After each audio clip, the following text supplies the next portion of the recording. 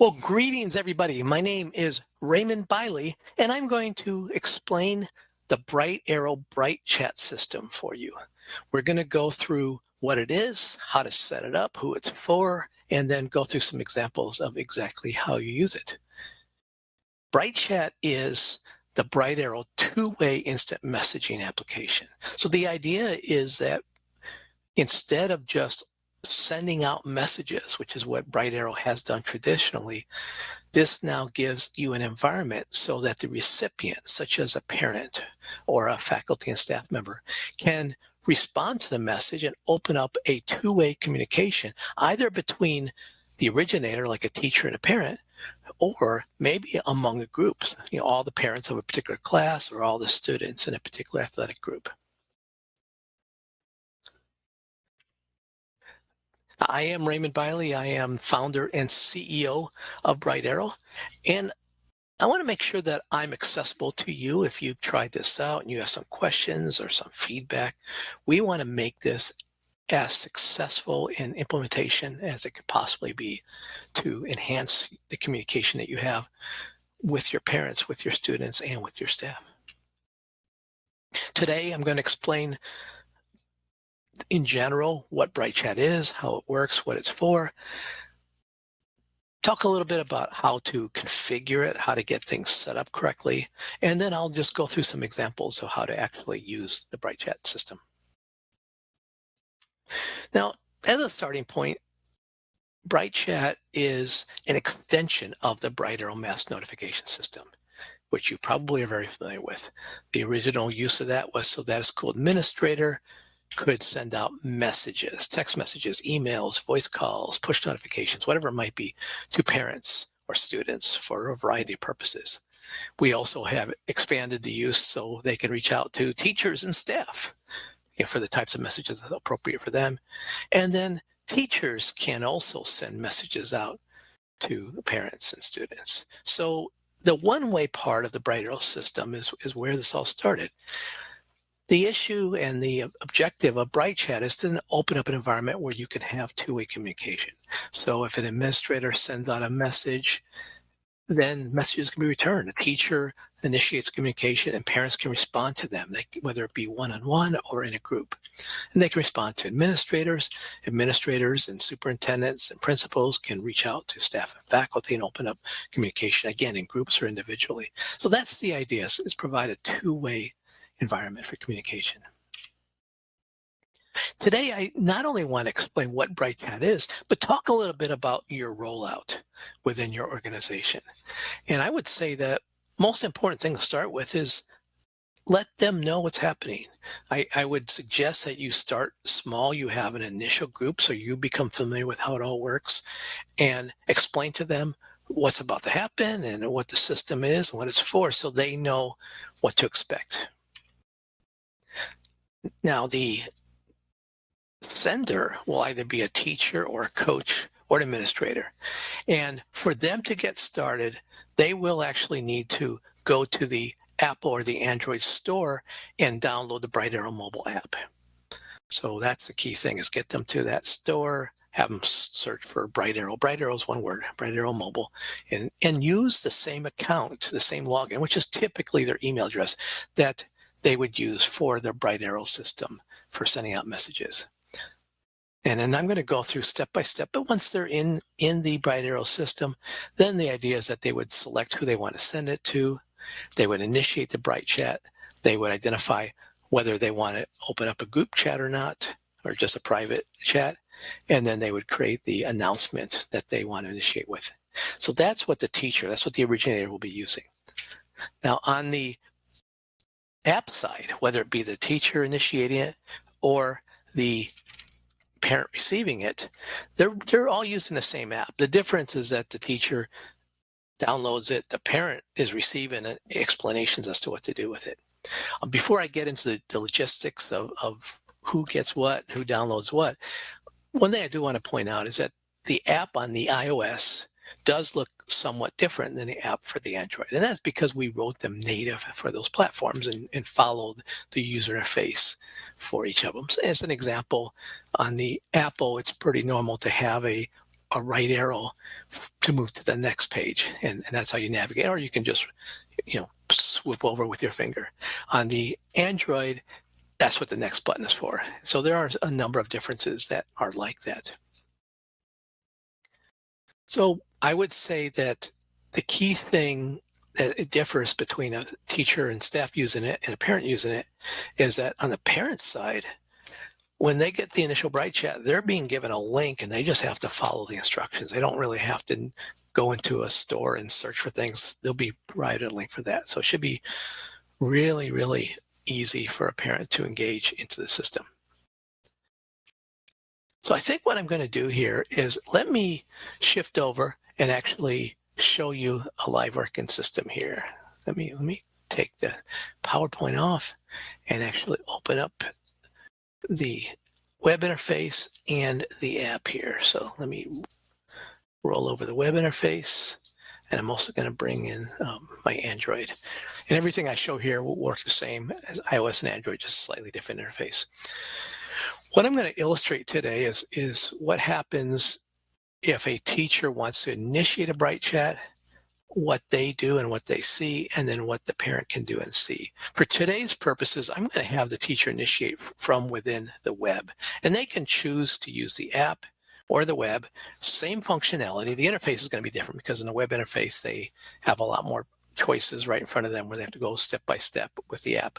But it's the same idea, is that if a teacher wants to initiate a communication, what they would do is they would see the lists. If they teach, let's say they're a secondary teacher and they teach 5 or 6 classes, then the list should all be set up for them. That's one thing that's very important about BrightArrow, is that we are experts on data integration. So your lists typically are set up for you and they're updated. And so if students change or parents change, then that's going to be taken care of. The teacher doesn't have to become the data manager.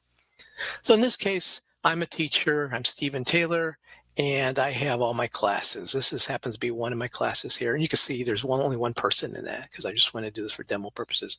Typically, if you have a class with a lot of people, if you want to send it to everybody, you would want to make sure that they're all enabled. If you want to send it to just a few, you would disable all of them and then just pick the ones you want to send to. But this is really the selection of who you want to be in the chat. Now, if you were just sending out just a regular message, let's say just a text, an email, whatever it might be, you would click new message, as the BrightArrow system has worked for years. For BrightChat, the idea is that you actually click on Start a BrightChat, and the same function is available from the app, so they can do it from the app as well as from the web. So I'm doing it from the web here, and I'm going to initiate it. Now, the decision that the teacher or administrator or coach would need to make now is whether they just want to have a private reply scenario, so they can send out the message that goes to everybody on the list, but people can only reply privately to them. That's a very common scenario. So that's really the default scenario. However, many organizations want to have the option of having a group communication. I'm going to go ahead and choose that. I'm going to actually allow the recipient, who would be the parent, to either reply privately or reply to the group so that there can be a group chat. And in that case, maybe what I'll talk about is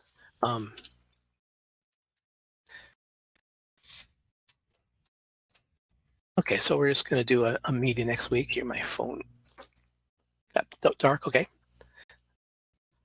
Or better yet, why don't we say project due next Tuesday? So the teacher is providing information to the parent, saying,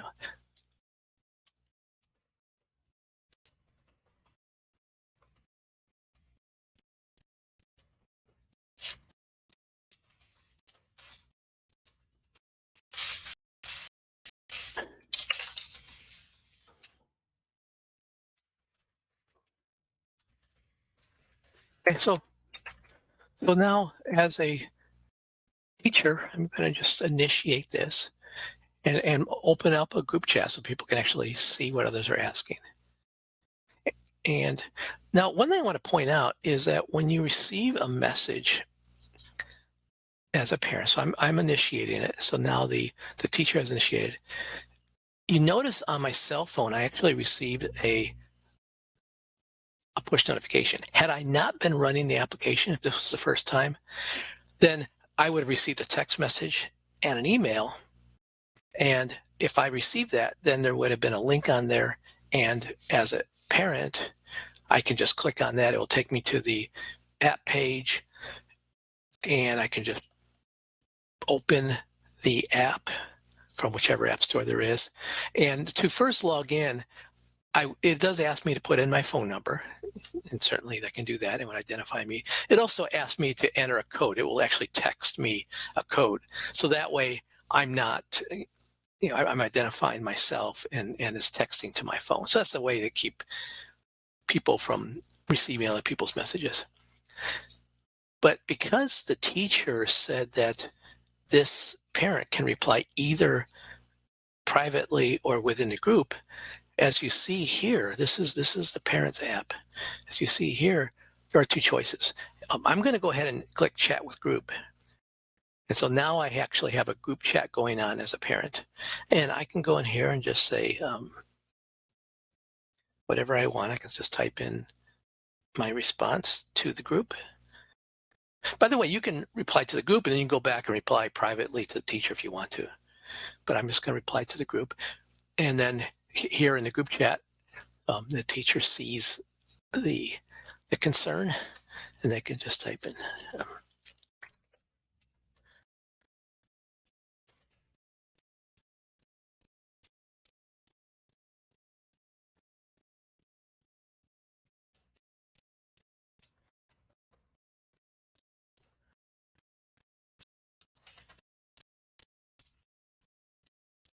And they can maybe say what it is about, and then the parent can respond to it. And basically, you can have a two-way communication. Now, the teacher can include attachments. They can include photos. In fact, the parent can even respond to that too. Let's say the parent said, well, I just want to take a picture here and show what I've been working on. Say, okay, well, I'm working on, here's what the Romans wore. And I will click that and click OK. And so you can have pictures, attachments, videos, whatever you want here. And I'm going to say, so I'm typing something here.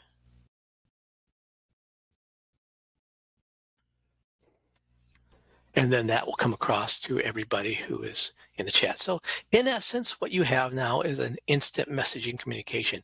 What's different between this and other instant messaging?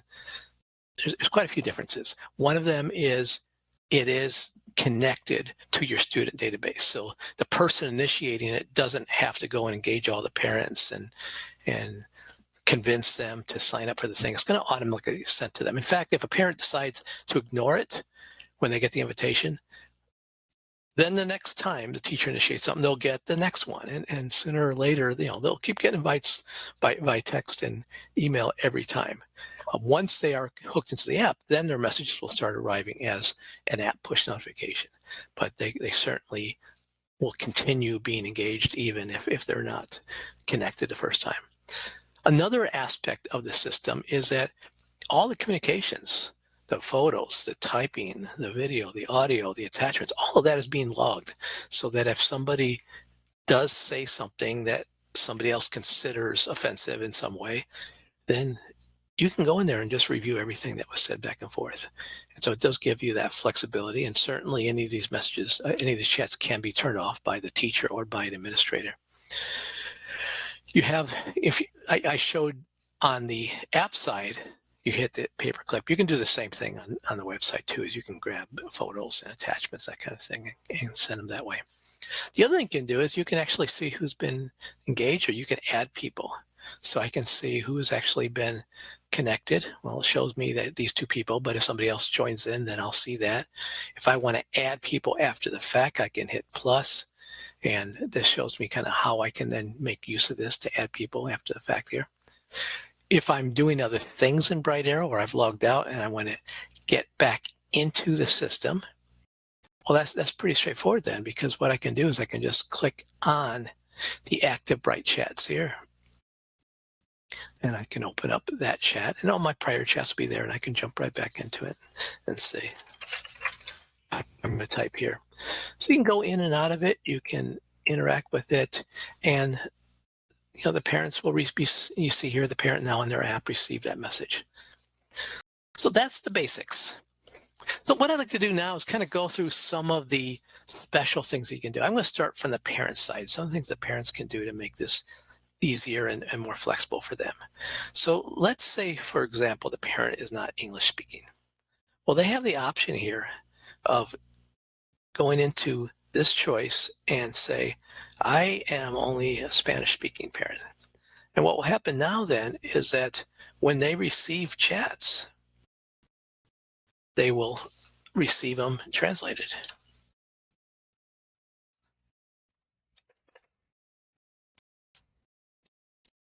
It doesn't go back and retranslate everything that was sent in the past because they can be changing languages over and over again. But it does go in there, and when they get a new message, if you notice here, let me press on it.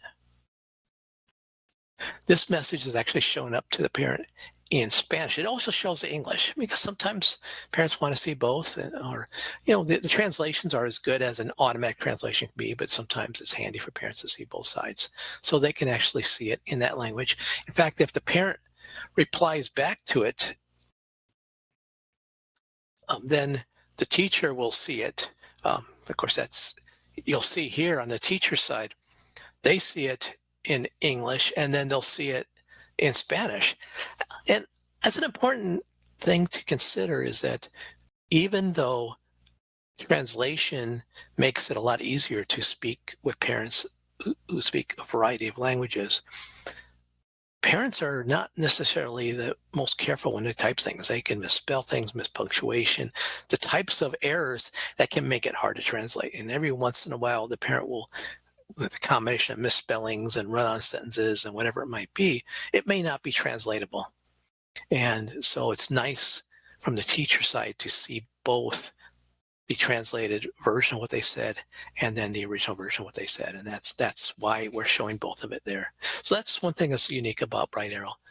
Another thing is really the reports page, as I mentioned, where the teacher or the administrator can go in there and review all the messages that have happened in the past. And the way you do that is I'm going to go back here into the reports page. Now this is just going to show me as a teacher, show me the logs, but the administrator will actually see for all the teachers. So I'm going to click that one, and here are the messages that came in for that teacher, or that the teacher initiated, and all the responses from everybody. Now this report is going to show more than just the message and provide access to the attachments. It has those, but it also will show you who is actually engaged in this conversation, which is another big thing. Is I'm sending out a message to the parents of 20 kids. I'd like to know how many parents and which parents are actually receiving these messages and listening to them. And this actually will show me which parents have opened these and which ones haven't. Maybe a bunch of parents opened it initially, and then 10 messages down, only 2 have received it. So this gives you that full spectrum of who's been receiving it and who's listening to it. You can also, certainly if you're at the administrator side, if you're running a big district and you have thousands of teachers, you may want to be searching here. It gives you a lot of abilities to search for keywords and look up things that you would like to look up. So that gives you a little visibility of how to use BrightChat. And I think that the key thing here is we want to make this as straightforward and trouble-free as possible for your teachers, for your coaches, for your parents. And we've included a guide for you. I'm going to go back to my PowerPoint here and give you some information.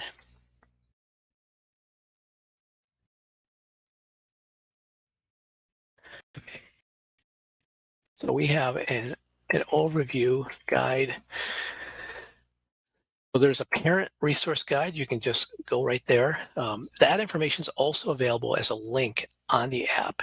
There's the teacher resource. There's also a Spanish version of the parent resource. And at any point, if you have any questions, you have any concerns, you have any requests, feel free to reach out to me. I'm the CEO of the company.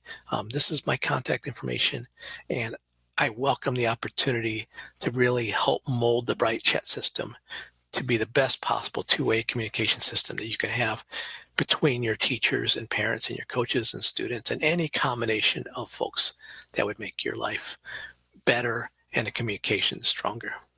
Thank you so much for your time.